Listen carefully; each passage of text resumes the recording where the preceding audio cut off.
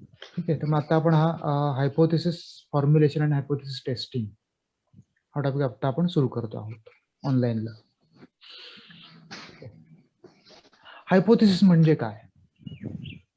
तर hypothesis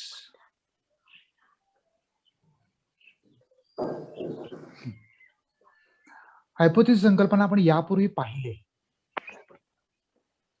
okay, यापूर्वी आपण मागच्या सेमिस्टरमध्ये दुसऱ्या टॉपिक मध्ये हायपोथेसिसचा नुसता उल्लेख होता, तिथे आपण ती संकल्पना पाहिली होती. परंतु पुन्हा एकदा आज आपण हायपोथेसिस म्हणजे काय पाहणार आहोत आणि हायपोथेसिसचे सोर्सेस कोणते आहेत, स्त्रोत, हे आपण आज पाहणार आहोत. दोन गोष्टी पाहिजेत आपल्याला, हायपोथेसिस म्हणजे काय आणि हायपोथेसिस स्त्रोत कोणते. ओके, हायपोथेसिसला मराठीमध्ये गृहीत कृत्य किंवा अभ्युपगम असे शब्द आहेत.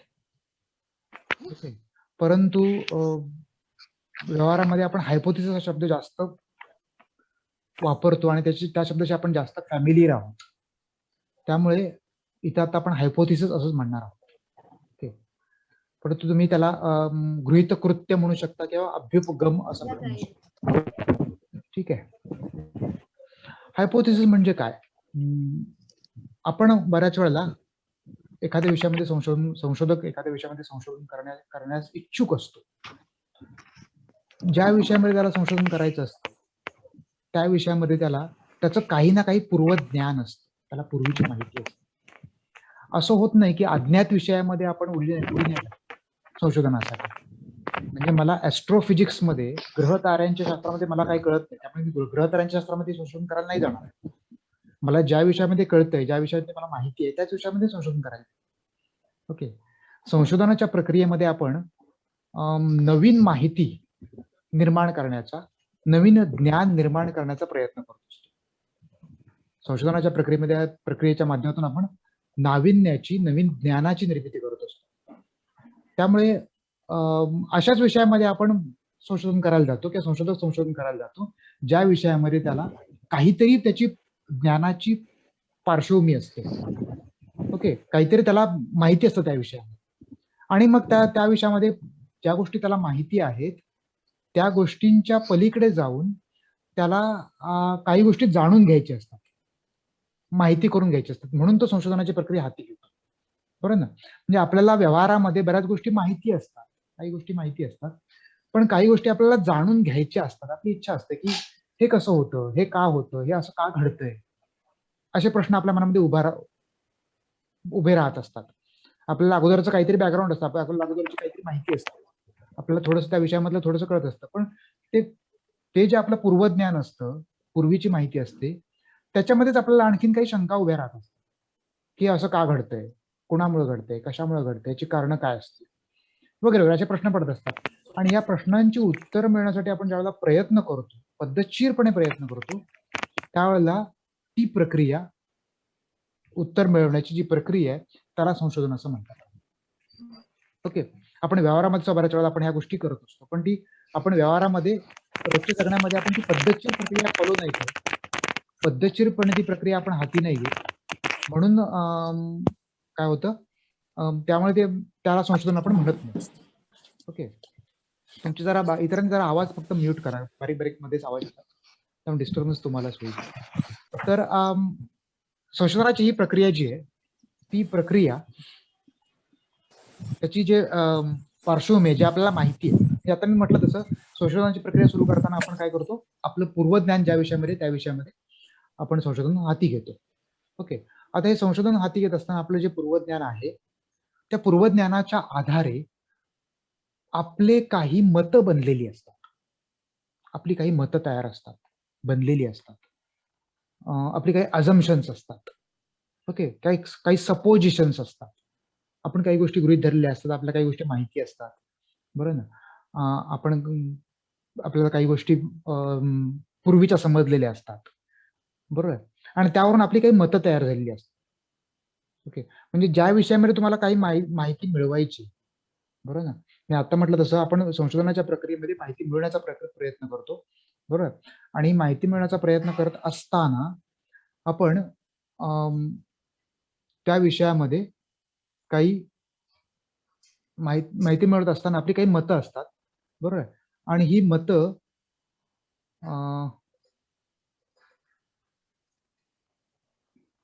आणि ही जी पूर्वीची मतं असतात त्याच्या आधारावरच आपण पुढे जात असतो. ओके, आपले हे जे पूर्वज्ञान असतं, पूर्वग्रह असतं, त्याच्या आधारावरच आपण पुढे जात असतो आणि ते आपण पुढे जाऊन टेस्ट करत असतो, त्याची आपण चाचणी घेत असतो. म्हणजे उदाहरणार्थ, तुमच्या दैनंदिन जगण्यामध्ये तुम्हाला ज्यावेळेला प्रश्न उभे राहतात तुमच्यासमोर, काही प्रश्न तुमच्यासमोर उभे राहतात, प्रश्न पडतात, बरोबर ना. त्यावेळेला त्या प्रश्नांची उत्तर मिळत असताना तुम्ही काही गोष्टी मनामध्ये गृहीत धरता, की हे असं असं असलं पाहिजे. आणि तुमचं जे तुम्हाला जे वाटतं की हे असं असं असलं पाहिजे, ते विधान तुम्ही पुढे जाऊन तसं आहे का चेक करण्याचा प्रयत्न करता. बरोबर आहे. असंच नेहमी असंच घडतं ना नेहमी आपल्या व्यवहारांमध्ये. आपल्याला ज्या विषयांची माहिती मिळवायची आहे, त्या विषयांमध्ये असंच घडत असतं. म्हणजे उदाहरणार्थ समजा एक नेहमीच्या दैनंदिन व्यवहारातलं उदाहरण घेऊया आणि मग आपण पुढे जाऊया. समजा तुम्हाला एक एक तुमचा मित्र किंवा मैत्रीण आहे आणि त्या सुट्टी आहे तुम्हाला आज आणि ती मित्र किंवा मैत्रिणीला तुम्हाला हे करायचंय काय, तिच्याकडे फोन नाहीये, पण तिच्या घरी जाऊन ती तिला बरोबर घेऊन तुम्हाला बाजारात जायचंय. ओके, समजा त्या मैत्रिणीला तुम्हाला ते बरोबर घ्यायचंय आणि बाजारात जायचं आणि तिचा फोन लागत नाही. आता या सिच्युएशन मध्ये तुम्ही काय करणार, तुम्ही असा विचार कराल की एकतर ती घरात असेल असा विचार कराल आणि तिच्या घरी जाल, बरोबर. हा एक पर्याय तुमच्याकडे असेल, किंवा ती घरात नाही असं तुम्ही समज करून घ्याल आणि तो विषय तुम्ही सोडून द्याल, तिला बरोबर नेण्याचा बाजारामध्ये जाताना, किंवा मित्र किंवा मैत्रीण जे असेल ते. ओके, आता इथं दोन प्रकारचे सपोजिशन्स आहेत, गृहीतक आहेत. ओके, दोन प्रकारचे गृहीतक आहेत. एक तर तुमची मैत्रीण घरामध्ये आहे, तिचा फोन लागत नाही, बरोबर, पण तुमची मैत्रीण घरामध्ये आहे, ती काय रोज कुठे जात नाही या सकाळच्या ह्या टायमिंगला, त्यामुळे ती घरामध्ये असणार. हे एक तुमचं सपोजिशन आहे. किंवा तुम्ही असं गृहीत धरताय की ती घरामध्ये नाहीच आहे. मागच्या वेळेला मी एकदा गेलो त्यावेळेला ती घरामध्ये नव्हतीच, कुठेतरी आपल्या कामासाठी बाहेर गेली होती, आई बरोबर बाहेर गेली होती, त्यामुळे ती घराबरोबर मध्ये नाहीये, असं दुसरं एक सपोजिशन आहे. यातलं कुठलं तरी एक सपोजिशन तुम्ही पकडता आणि तुम्ही पुढे प्रोसीड करता, पुढे जाता, बरोबर. तुम्ही असं सपोजिशन पकडता की ती घरामध्ये आहे, असणार आहे, नॉर्मली ती घरामध्ये असते, कुठे तशी बाहेर जात नाही. ओके, ती माझ्या स्वभावाची आहे, त्यामुळे तिला फारसं एकटीला बाहेर पडायला आवडत नाही, त्यामुळे ती घरामध्ये असेल, मग आपण ती घरामध्ये जाऊन प्रत्यक्ष बघूया आहे का, हा तुम्ही निर्णय घेता तिच्या घरी जाण्याचा. हा निर्णय तुम्ही हे जे तुमचं सपोजिशन होतं त्याच्या आधारावर घेतला आणि मग तुम्ही घरी जाऊन त्याची पडताळणी घेतली, खरंच ती घरामध्ये आहे किंवा नाही. पडताळणी तिथे प्रत्यक्षानंतर तुम्हाला आढळलं ती घरामध्ये आहे, किंवा आढळलं तुम्हाला ती घरामध्ये नाही.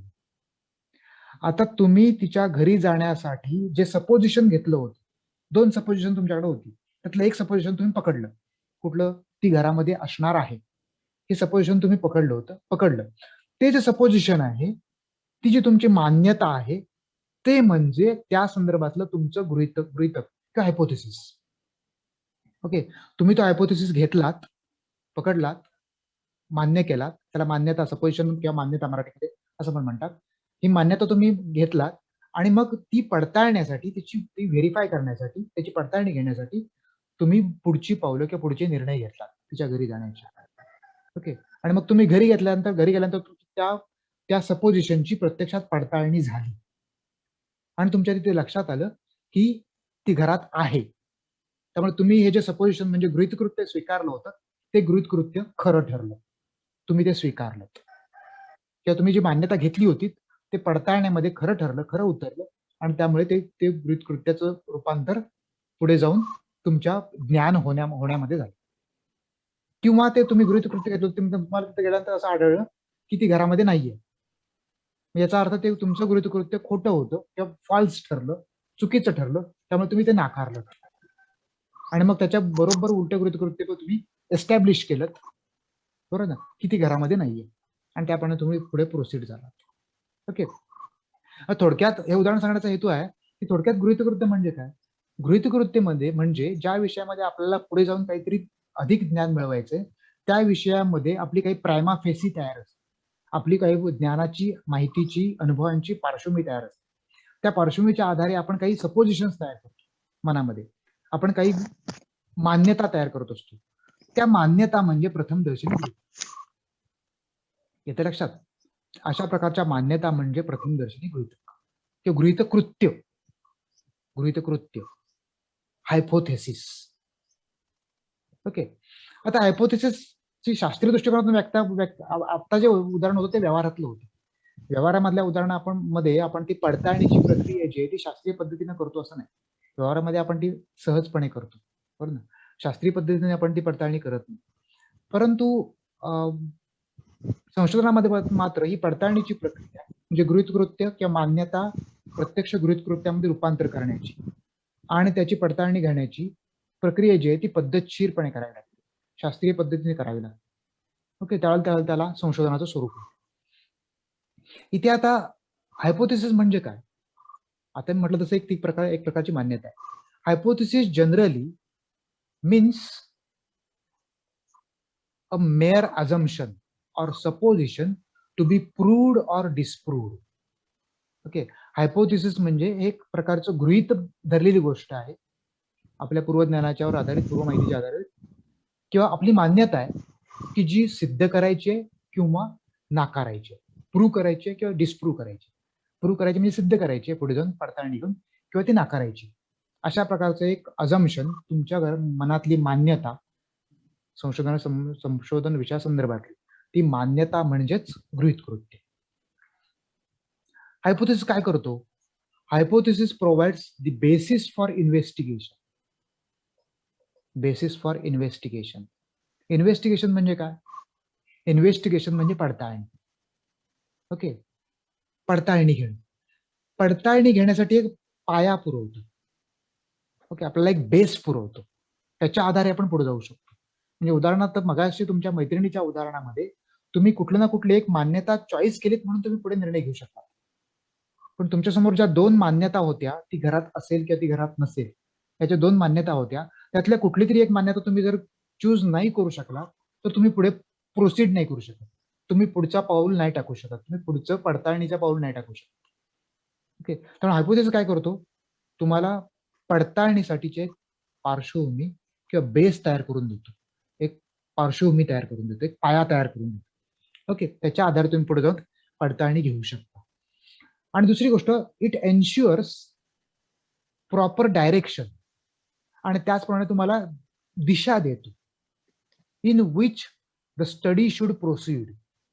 तुमचा अभ्यास कोणत्या दिशेनं पुढे तुम्ही न्यायला हवा, तुमचा अभ्यास तुम्ही कोणत्या दिशेनं पुढे न्यायला हवा, या संदर्भात तुम्हाला एक डिरेक्शन देतो, एक तुम्हाला दिशा देतो. ओके. हायपोथेसिस तुम्हाला एक प्रकारची दिशा देतो. ओके. त्यामुळे हायपोथेसिस 2 बेसिक कार्य करतो. त्याची कार्य अनेक आहेत, आपण ती बघणार आहोत. ओके. हा टॉपिक जसा पुढे जाईल तसं ते पण आपण बघणार आहोत. पण 2 मूलभूत कार्य आहेत. एक म्हणजे तुम्हाला इन्व्हेस्टिगेशनसाठी बेसिस तयार करून देतो, तुम्हाला पडताळणीची पार्श्वभूमी उपलब्ध करून देतो, त्या पार्श्वभूमीवर आधारित पुढे जाऊन तुम्ही पडताळणी करू शकता. आणि दुसरं, तुम्हाला एक निश्चित स्वरूपाची दिशा देतो की ज्या दिशेने तुम्ही पुढे प्रोसीड करू शकता, ज्या दिशेने तुम्ही पुढे पुढे जाऊ शकता. ओके. त्यामुळे दिशादर्शन आणि पाया निर्माण करून देणे ही 2 महत्वाची बेसिक कामं हायपोथेसिस करतो. Okay. It facilitate the collection of adequate facts and helps one to arrive appropriate conclusions, suggestions and observations.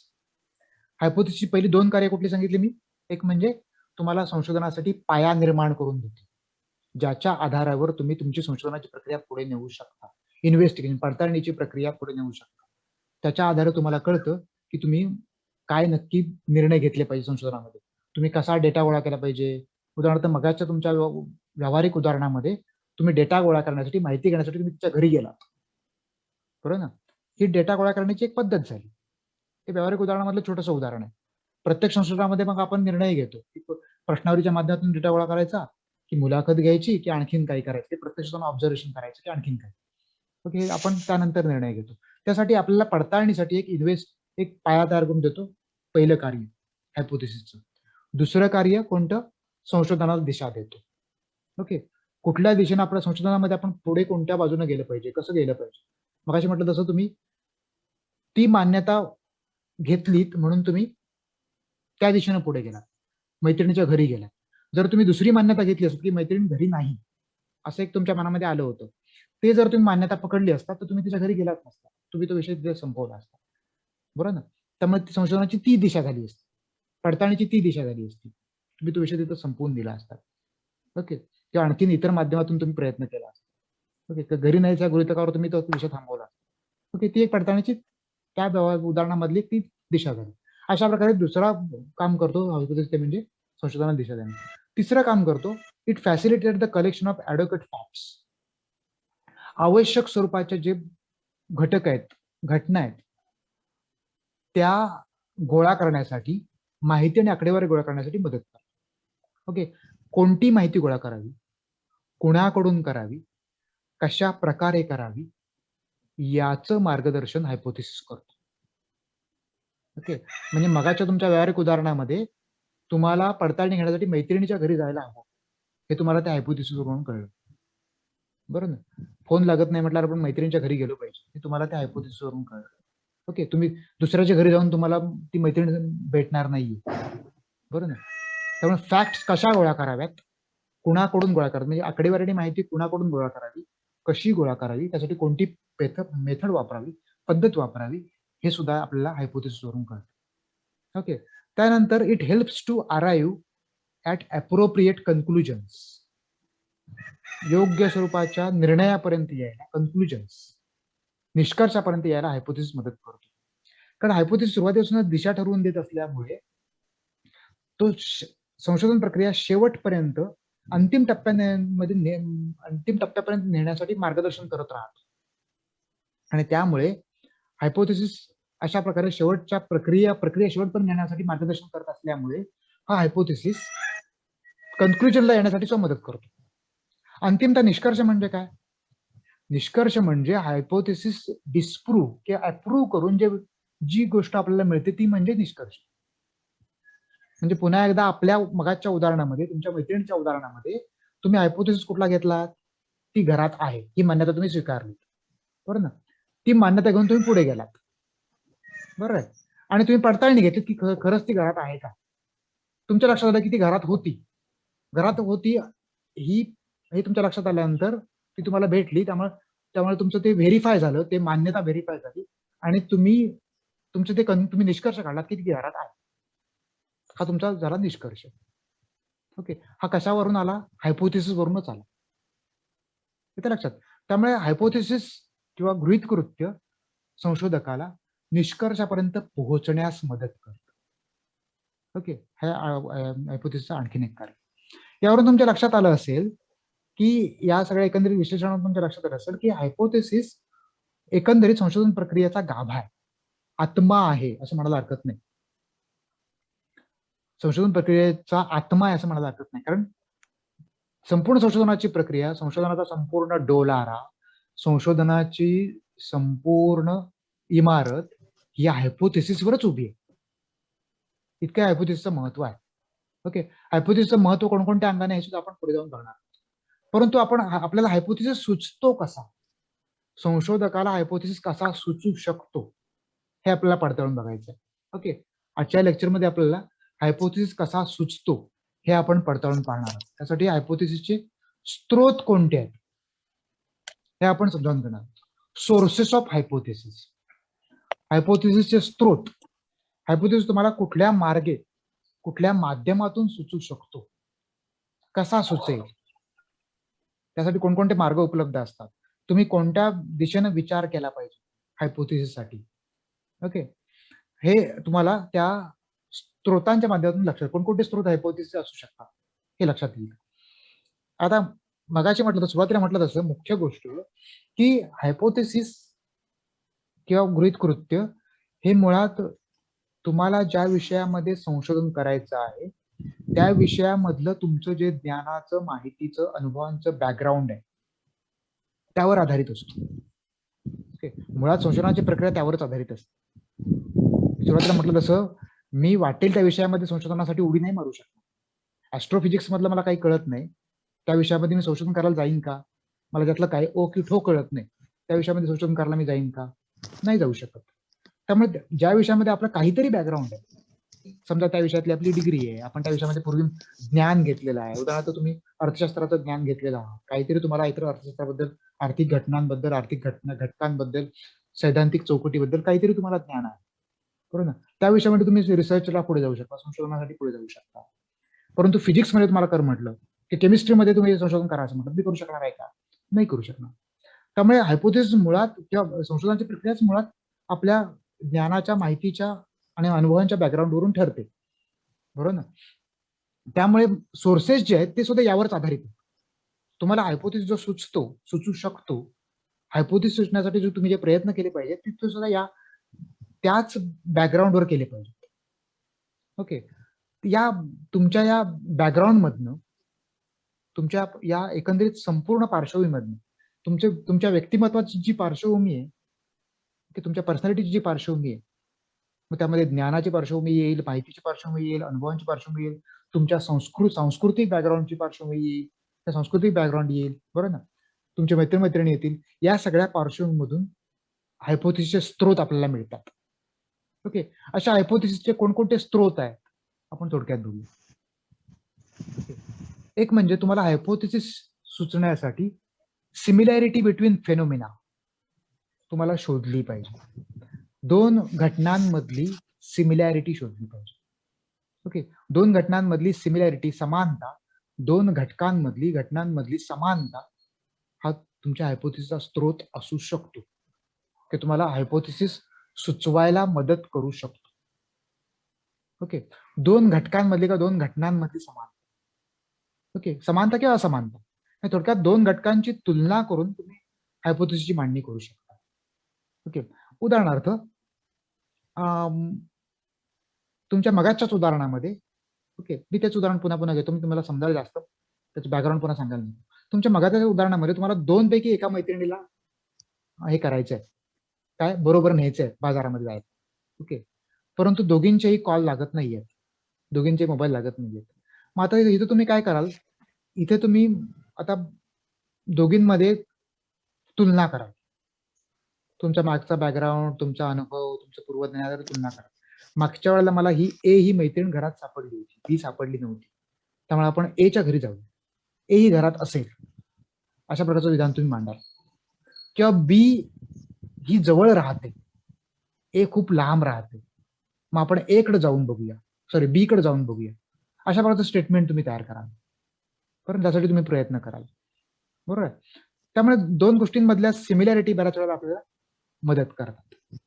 आणि बऱ्याच वेळेला सामाजिक शास्त्रांमध्ये किंबहुना संशोधनाच्या प्रक्रियेमध्ये जी व्हेरिएबल्स असतात, जी चल असतात, ओके, जी व्हेरिएबल्स किंवा जी चल असतात ती एकमेकांवर अवलंबून असणारी असतात.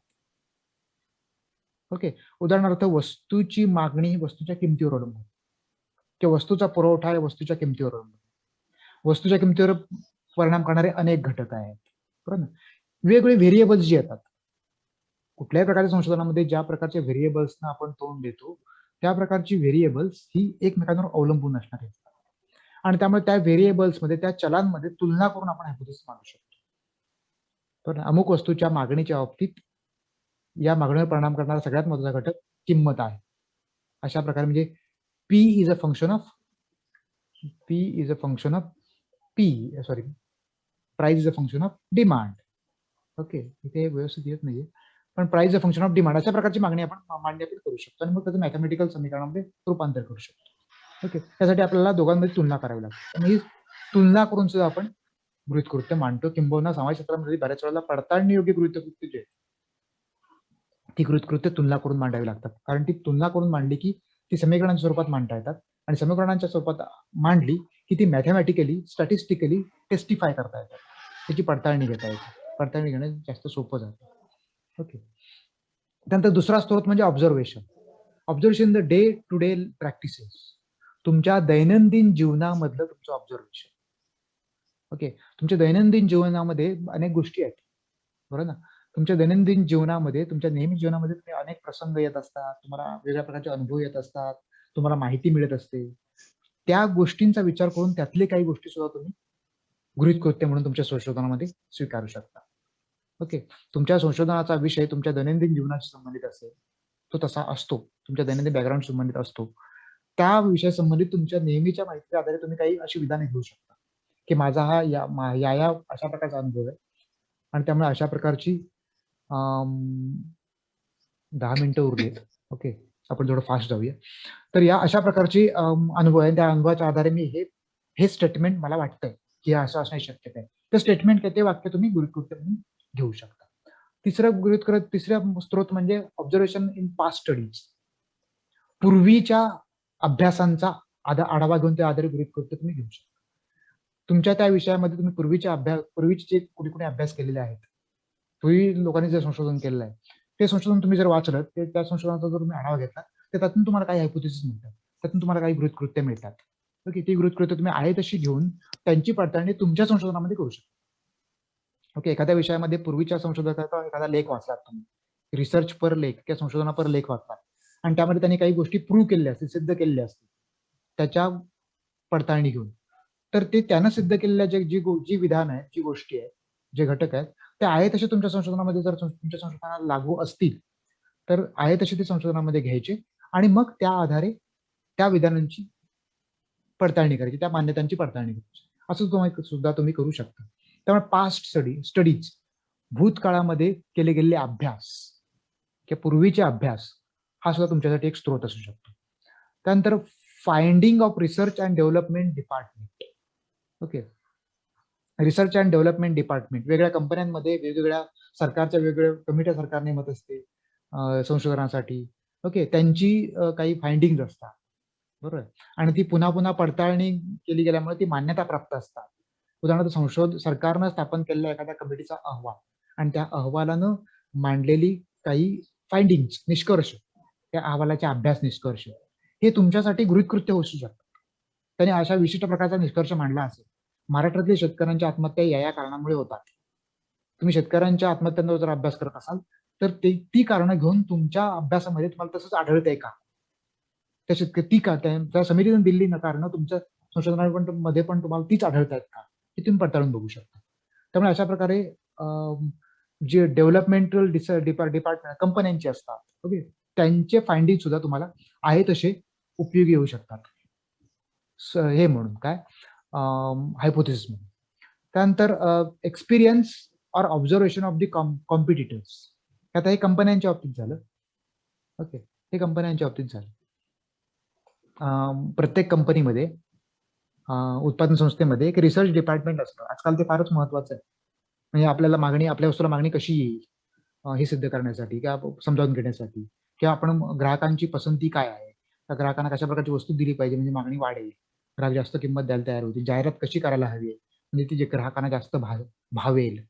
या सगळ्या गोष्टींचा निर्णय घेण्यासंदर्भात प्रत्येक कंपनीमध्ये एक रिसर्च डिपार्टमेंट असतं. ओके. एक संशोधन खातं असतं, डिपार्टमेंट असतं. ओके. आता हे संशोधनपर खातं जे असतं, त्या खात्याची स्वतःची काही त्यांची ऑब्झर्वेशन्स असतात. ओके. आणि ती त्यांचे एक्सपिरियन्स असतात, ती सुद्धा तुम्हाला उपलब्ध होऊ शकतात. आणि झाली तर त्याचा तुम्हाला जसे तुमचे अनुभव आणि तुमचे ऑब्झर्वेशन्स, तुमचे अनुभव आणि तुमचे ऑब्झर्वेशन जशी मदतीला येतात हायपोथेसिस निर्माण करत असताना, तसे त्या रिसर्च डिपार्टमेंटचे अनुभव, त्यांची ऑब्झर्वेशन, त्यांची निरीक्षण सुद्धा तुम्हाला उपयोगी पडतात. त्यांचं काहीतरी एक वेगळं निरीक्षण असेल समजा, की जे तुमचं नाहीये पण त्यांचं आहे. तुमच्या दैनंदिन जीवनामध्ये तुमच्या अनुभवामध्ये अशा प्रकारचं निरीक्षण तुम्हाला नाही आढळलं, परंतु त्यांना आढळलं, तर ते तुमचं म्हणून तुम्ही घेऊ, हायपोथेसिस म्हणून तुम्ही घेऊ शकता. ओके. त्यांच्याकडून. ओके. त्यामुळे तो सुद्धा एक भाग आहे. त्यात suggestion from functional executive. Okay. Suggestions from functional executive. Okay. कार्यकारी एक्झिक्युटिव्ह असतात. ओके. कार्यकारी कंपन्यांमध्ये आणि संस्थांमध्ये काही कार्यकारी घटक असतात. ओके. त्यांची सजेशन्स, त्यांच्या सूचना सुद्धा तुम्ही घेऊ शकता.